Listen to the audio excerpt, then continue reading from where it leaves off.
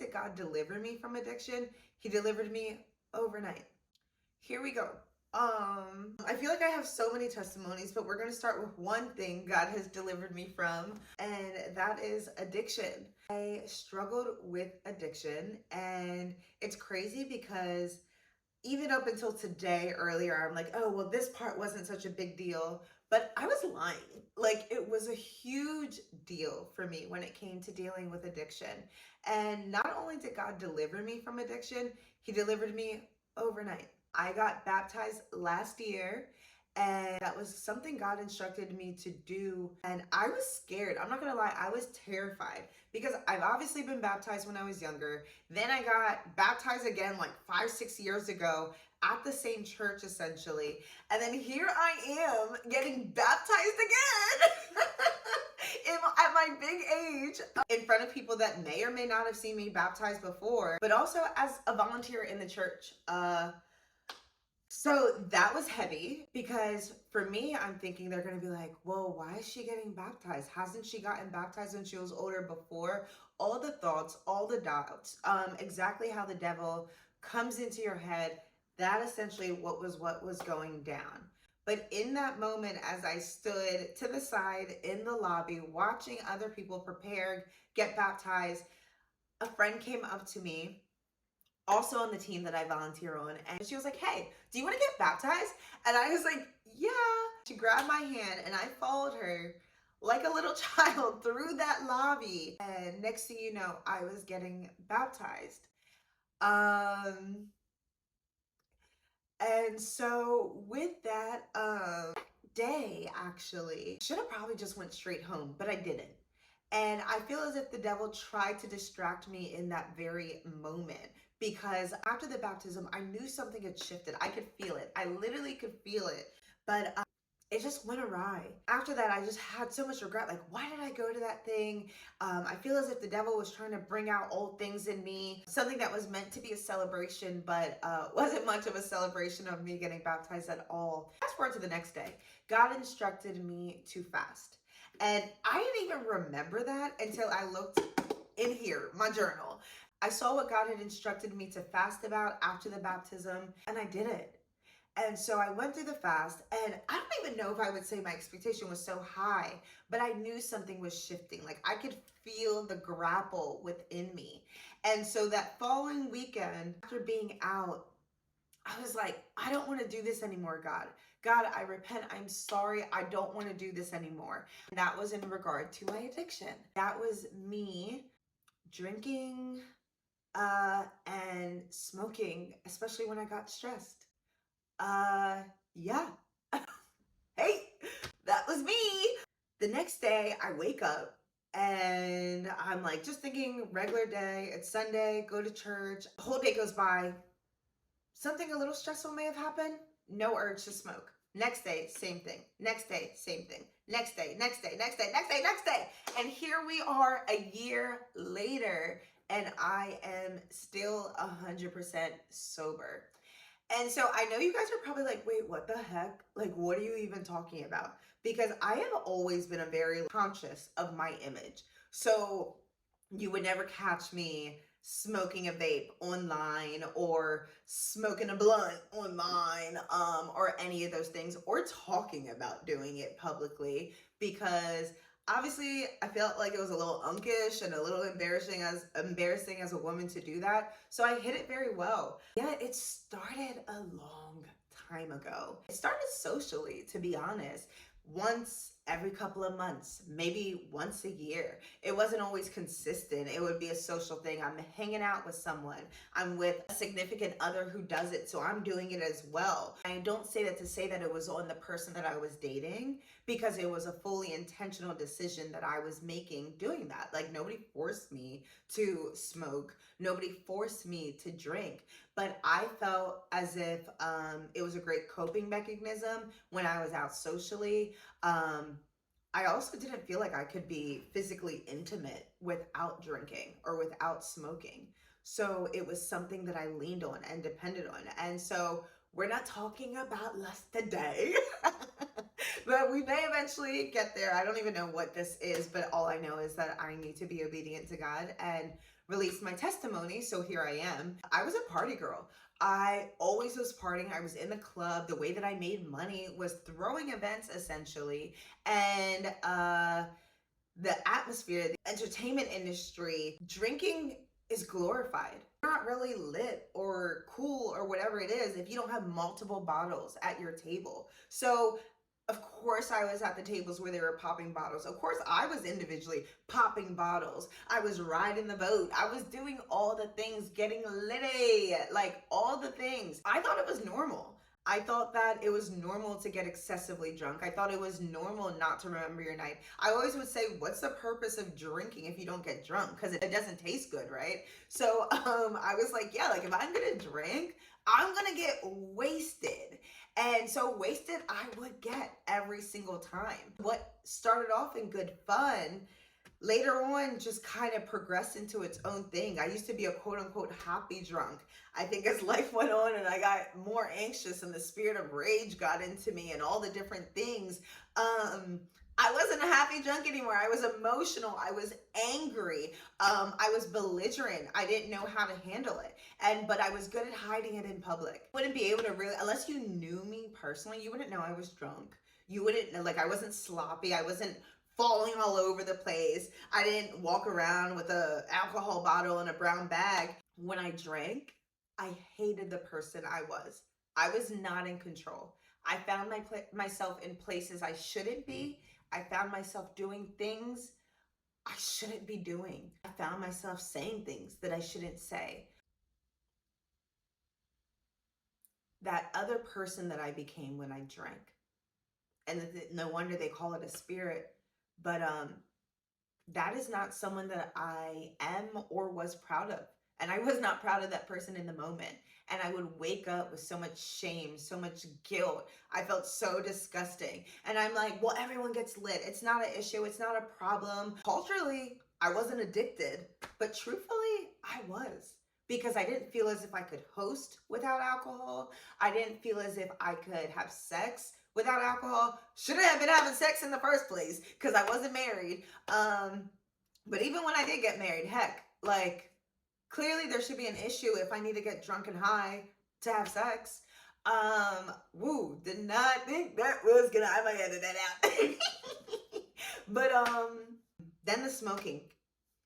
The smoking, I always felt it, that I felt like I was in control of. Like I was never really a huge smoker until I kind of was. I would smoke socially. I would smoke with the person that I was with. I wasn't a functional smoker. So I never felt like I was like, oh, smoking will elevate me to the next level. No, I smoked when I wanted to get intimate with somebody. I smoked when I had nothing to do the next day and I would be able to sleep in. I smoked when I had nothing to do for the remainder of the night. But as time went on, and I think really 2022, it got really bad. I was smoking every day after work. Like it was almost a ritual for us. Like after work is done, we smoke. Like, hey, did you already go and get the thing? Yep, did it. I was losing myself shortly after I was diagnosed with depression, anxiety, and I was losing myself. Fast forward July 2022, went through my separation. It wasn't expected. I didn't anticipate it, honestly. Honestly, for me, I would have stuck it out. But I think God had another plan for me, and I'm so grateful for that. Right after the separation, I knew that I didn't want to go about it the same way. I had already been so far removed from the club scene, so that wasn't an option. But drinking was. But I'm like, I don't want to run to alcohol to help me through this situation. Also, fun fact, I broke my lease, so I ended up living with my parents. So that was another thing. My parents don't drink at all, and they're very vocal about that. And so also I'm like, at my big age, am I going to be sneaking alcohol into my parents' house? Because like, let's be for real. But I think there also is a special anointing over that house that kept me and covered me. And I am so thankful to my parents for being there for me throughout the entire time and supporting me. and not abandoning me and not rejecting me and defending me. Um, wow, yeah, they did all that. So yeah, I also didn't smoke. And so crazy enough, was still hosting, was still in the entertainment industry. So much so that like my family was so supportive. My mom, my aunt, my uncle pulled up to the concerts. And helped me really get through it, because before I felt like I couldn't host without alcohol. Like I at least needed a couple shots. Everyone's taking shots backstage, like that's just the norm. So I was sober for a good amount of time during my separation, and that really is because of God. That's because of my parents, really just being so supportive and being like, hey, like you can do this. And they didn't really honestly know to the extent of where all of this went, but they fasted with me, they prayed for me, they prayed with me, they surrounded me with community and positivity. In that moment, God broke certain strongholds that I had had from childhood, thinking that I was never loved, I was never cared for, no one ever defends me, because through this they did all that. And so yeah, fast forward, somehow, some way, I found myself smoking and drinking again. And Woo, yeah, probably because I was going places I had no business going on the low. And so before you know it, the drinking in 2023, I would say, was at a very minimum, just because that was more visible. People could see that more if I got too drunk. I didn't want, I think maybe shame, which can be, anyways. So drinking I avoided, and I was very intentional about not getting drunk. However, because I couldn't drink, I started being a little bit more dependent on smoking. And as the year went on, I realized, like, hey, this is an issue. I can't stop. Previously, to smoke, I'd be able to stop whenever I wanted to. Like, if I smoked a Capone today or I vaped or something, like, I could go a whole year again without smoking. But in 2023, I found myself not being able to quit. And I'm like, what the heck? This can't be my life. So I started trying to take cessation stuff. So I'm taking the gum. I'm trying out the patch. I'm researching online that like act as if your straw or your pencil is a cig and like pretend to smoke that. None of it is working. And it kind of almost started to work a little bit, but then I ended up having someone stay with me for an extended amount of time that was like really, really addicted to smoking. I'm trying to be a good example, but then I'm also like, dang, like I struggle with this addiction. And so next thing you know, I'm over here vaping again. I tried the non-nicotine vapes. I tried everything. I could not shake this addiction. I'm telling y'all. Like there would be nights that I would sit on the ground and cry, cry out to God to take this away, because I was embarrassed. At this point, I'm volunteering in the church. Like I'm leading other people into freedom. I'm leading other people to know Christ. And I don't even have it all together myself. I'm like, what if they find out? Will they kick me off the team? But being on the team is what is allowing me to get even closer to Christ. So I hit it, and I hit it real well. I hit it so well, no one knew. I would tell people, oh my gosh, I have to lock myself in this weekend. I don't know what they thought I was locking myself in the house for, but like, it was that when I would get stressful, when life would hit me, that I wouldn't run to the liquor store and get a bottle of wine for the night. I wouldn't need my vape to puff, puff, puff, puff, puff away. I wouldn't go and try and get a blunt. I wouldn't hang out with random people just so I could smoke weed. Yeah, holy crap. I was addicted. And so fast forward again to 2023 of December, I went to Freedom Conference at my church. Deliverance. Deliverance on a whole nother level. Things that I have never been able to say out loud. The shame of being addicted to smoking and drinking. Because I think before I tried to say it, but I was like, yeah, that I won't go back to it. But I've been doing a good job. I've been doing a good job and not doing it. This time I was like, yeah, like I smoke. And I am coming into agreement with you that that is no longer a stronghold over me. I just laid it all down at Jesus' feet. And the things that happened that day during the conference, I will go again and again and again and again and again and again and again and again and again. And deliverance can happen anywhere. It can happen in your living room. It can happen anywhere. So it's not the fact of going to that specific place, but I would be lying if I said that the Holy Spirit does not show up there, and he does not show up there in a magnificent way. So I always recommend for people to go to Freedom Conference. I go to the Freedom Conference at Union Church, the church I attend. Yeah, I laid it all at his feet. And he instructed me on so many stuff. I could physically feel strongholds, chains falling off of me. Things that only God could deliver me from. He did. Something that I used to lock myself in the house for. Something that I used to cry at night for God to take away. Something that I used to hide full of shame. Something that I was dependent on, addicted to. God took it away overnight. I tried every single way to quit. I wasn't proud of doing it. I didn't want to do it, but I couldn't control myself. Like, that was the only way that I felt some type of relief when I was going through sad moments, handling divorce, handling being played, handling all the different things, handling life, handling walking away from my lucrative career with not a plan in sight, but God. Because don't even start to get me into how he has sustained me when logically I should be homeless. Yeah, that's a part of my testimony.